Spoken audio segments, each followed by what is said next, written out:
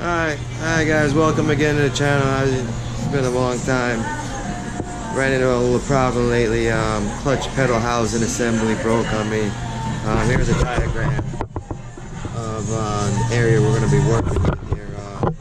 You can see right here, if I can maneuver the light, this is the spot that cracks on the pedal box assembly. All the pedals got to come out. This mounts to the firewall, and it doesn't mention in here, but steering wheel and will need to be loosened up a little bit. So let's get to it. Here's the car. She sits right now. We don't need to go in there. But let's get to it here. So pretty much, sorry about that. Every time I press the gas pedal, the clutch pedal, the housing breaks apart. So this is the part here.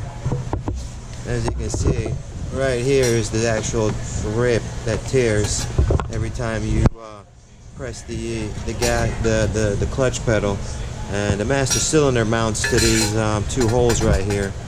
So every time you press on the it sits kind of like this inside the firewall. So every time you press on that clutch pedal, this side wants to come apart and break away that way.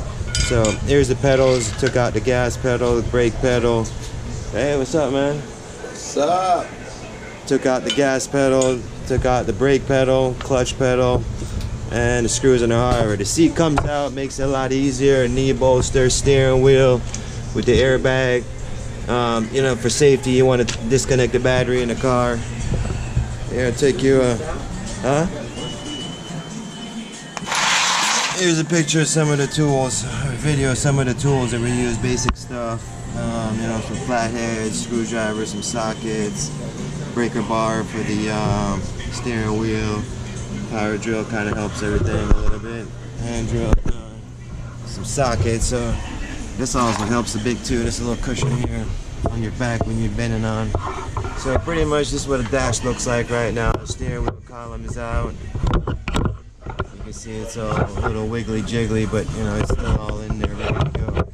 So here's how it looks underneath there. Everything's pretty much taken out. So I can get you a good shot here.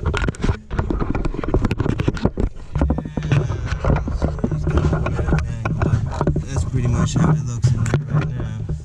I haven't taken out the master cylinder. I gotta order a new one. That one got bent out of shape pretty bad, so I will need a new master cylinder. And then that's pretty much how it looks. See if we can pull this stuff out. It looks like a rat's nest in there. But yeah, steering wheel will have to come off so you can get to those sneaky top bolts. Like right up top of there. These other two ones were the main problem right here. These little bolts here, I don't know what they're called, but you can see they don't have a top under that you can clamp onto. And those just kind of fit snug into these little brackets up in here. There's one of them there, and there's another one over there. And then they fit into that. You didn't need to take out the dash. I thought I could have access to some screws up here, but you can see it's all covered up under there. So you don't need to pull out the dash, the gauges, but the steering wheel and definitely the seat, you know what I mean? That helps a lot when you can get the seat out and you got this much room to work in.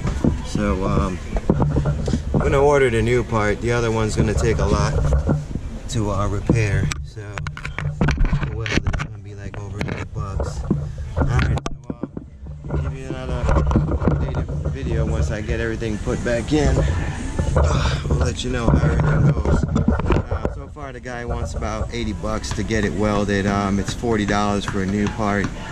There's a guy that sells an aftermarket bracket that you can weld on to your new one or your old one, and that'll give it an additional support right there, because it is a lot of work to get to under there. It took me about 5 hours already, and yeah, and I still got to do the master cylinder and hose for that as well. So alright guys, I'll post you another video, follow up. Don't forget to comment, subscribe, like, and share. E30.